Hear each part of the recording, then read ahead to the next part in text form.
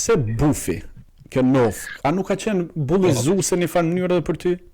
Po, veç që na nuk e kem ditë që ka emrin bullizim në atë kohë, do më thonë, ka qenë shumë normale që t'jesh buf, që t'jesh, nëse i ke pas pak vesh të qitun edhe klapç, edhe tash pak i shëndosh. Pak i shëndoshëm, thash dumdela, gulash. Gulash, këto të gulashit nuk e kom kuptu kur, po si duket njerëz të shëndosh ose të trash që i themin në Kosovë, jenë quajt gulash për shkak të atij paketimit të famshëm të rrumbullak të gulashit, se përndryshe gulashi nuk është si gjellë shumë ma e plot se sa të themi pasuli. Ose se sarma. Ose sarme, po këshire, ka pas edhe sarme, jemi bullizu edhe me sarme, edhe me speci musht, edhe buf është për shkak të peshës, pra, kom qenë edhe si fëmijë me mbi peshë, dhe pse jo, si ajo pesha që e skaloj dikur, por kam qenë ashtu i mbushur, dhe ne në atë kohë në Kosovë nuk e kemi ditë që në Shqipni hutit i thojnë buf, dhe dikur kur fillu me u hapëm me Shqipni e kur prezentohesha me kolegët e mi atje, si bufi ata prisnin e tep kështu me sy pak ma të hapë. Ja me sy, që thot kë? Mirë po kjo është ajo. Pra, si çdo emër tjetër edhim në fillim të bullizohesh, ofendohesh pak prej tij si fëmijë, sidomos si adoleshent. Dhe pastaj për me të mbet, tamam novka sak duhet me të ardhë shumë inati. Dhe mu më ka ardhë shumë inati, dhe më ka mbet pastaj novka derisa një herë me një mik dikon po flas.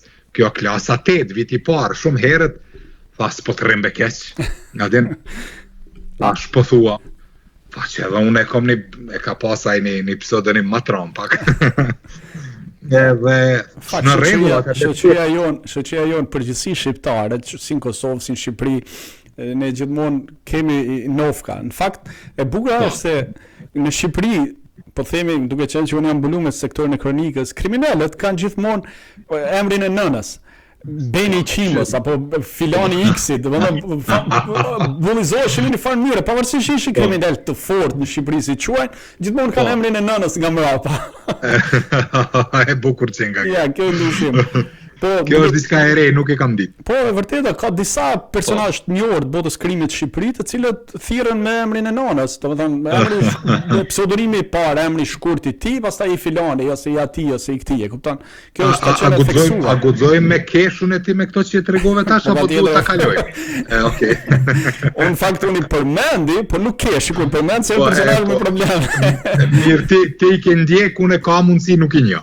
Jo, në fakt për ty, sidomos tani kohë e fundit që po merresh edhe me producent që mund ta diskutojmë edhe më poshtë, ke shumë skenar të bukur në fakt nga historitë e ndodhe fatkeqësisht të ngjarjeve të rënda në Shqipëri. Mund të bësh skenar të bukur të filmave, sepse ca gjëra janë edhe jashtë imagjinatës së një skenaristi çfarë kanë bërë në Shqipëri.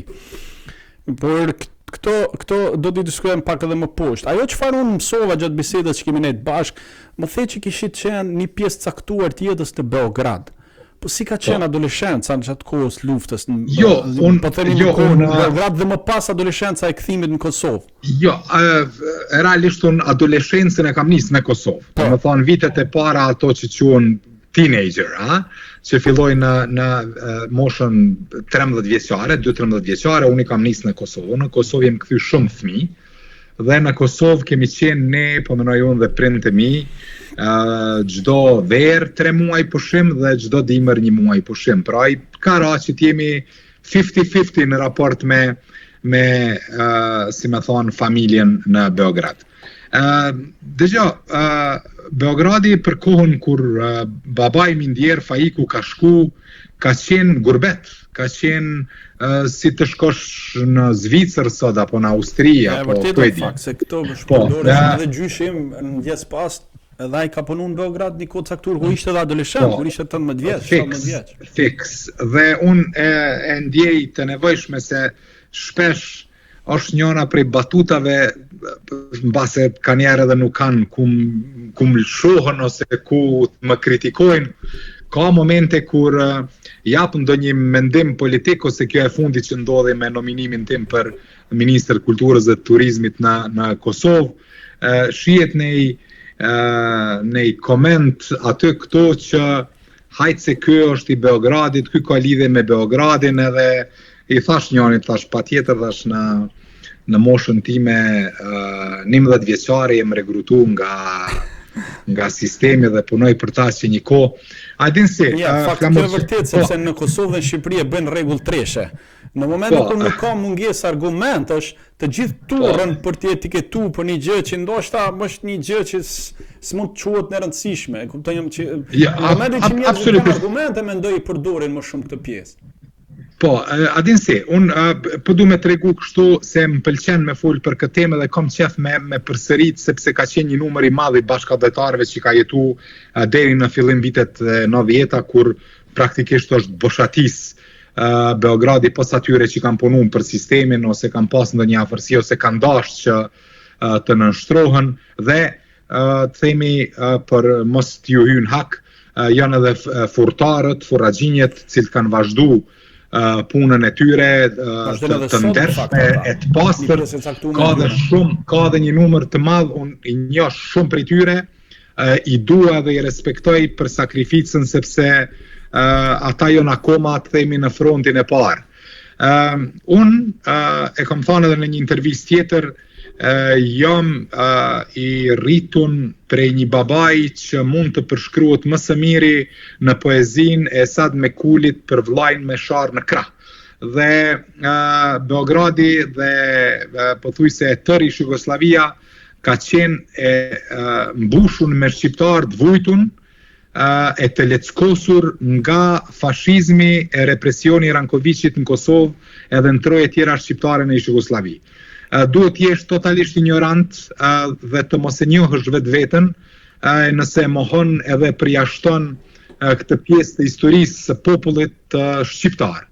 Dhe unë jam ky që jam, e them këtë pjesë edhe përmend shpesh sepse dua që njerëzit ta dinë dhe të mos gozhdojnë këdo dhe ky lloj poshtnimi i trafikut social që po e ndjejmë të gjithë çdo ditë më shumë, e për të cilin disa prej nesh edhe kanë paralajmëruar me kohë shumë vite më përpara, po ndodh momentalisht dhe është një dëshirë e jamja, një ëndër e jamja që ne të kthehemi tek gjuha e Ibrahim Rugovës, Anton Qetës, por edhe Adem Demaçit, që megjithatë ka pas një qasje pak më ekstreme për sa i përket gjuhës, po përsëri në krahasim me këto sot ka qenë një gjuhë butë, një gjuhë pacifiste, pra edhe e tij dhe e burrave të tillë, pra një gjuhë të Fehmi Aganit, një gjuhë e cila në thelb ka respektin për qenjen përballë e jo mllefin e fyrjen e urrëtitjen. Pra dolëm pak ndoshta edhe unë Flamor u shkputa prej asaj, po definitivisht në fakt, sepse ç'është vërteta shumë rrallë të shohin edhe njerëzit në Kosovë që ti jep edhe mendime për personazh politik apo edhe mendime për politikën. Dhe unë këtu do ballafaqohem më shumë, do të bëj edhe pyetje në vazhdim, kështu që po i paraprim këtyre gjërave që po ndihmon në një farë mënyrë. Fiks patjetër, me shumë kënaqësi Flamor. Kjo pak a shumë ka qenë, babai im ka qenë vulkanizer, edhe mjeshtër i ujësjellësit. Në më vonë, do me thonë këto po i quaj si tituj të avansuar pas shumë vitesh qëndrimi. Atje kurse në shumë shqiptarë është vërtet ajo, vetëm në Beograd kanë shkuar, kanë lëviz gjithandej. Ti ke edhe sot e kësaj dite shqiptarë të Kosovës tonë që janë edhe të martu, ka krijuar familje në Beograd.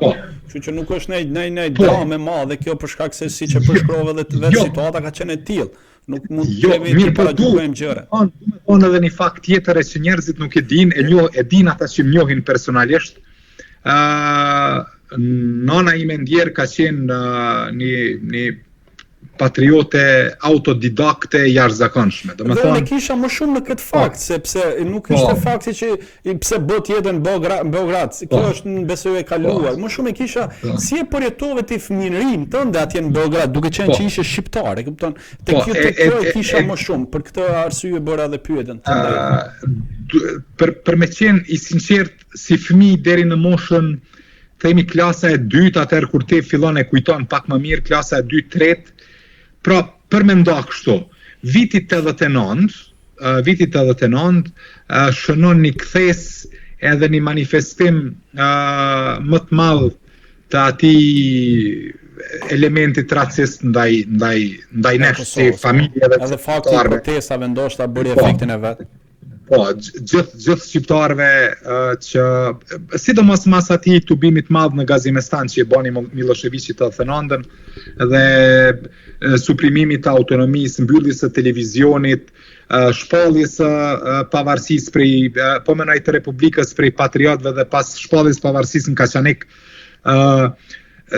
si me thonë, ndodh një qasje komplet ndryshe, komplet bile, po ta kallëzoj një epizod fare të shkurt për me ta ilustru komplet situatën e asoj kohe,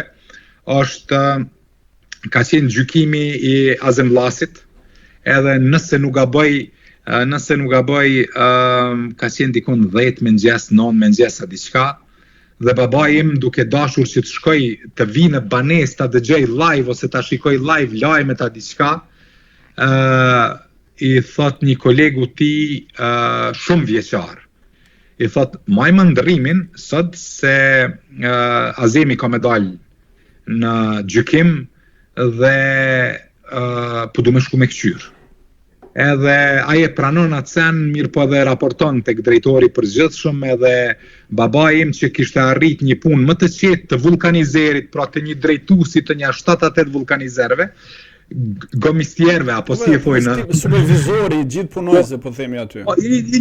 Si me thonë është qujtë brigadir si pozit, në moshën e ti pak para pensionit e rikthen komplet në punëtor të thjesht, duke dashur vetëm për këtë fakt, pra themi miku në thojza shoku i tij shumë vjeçar, vetëm për shkak të një dëshire të babait për me përcjell, për me dëgju live mbase në radio apo nuk e di, kam qenë fëmijë.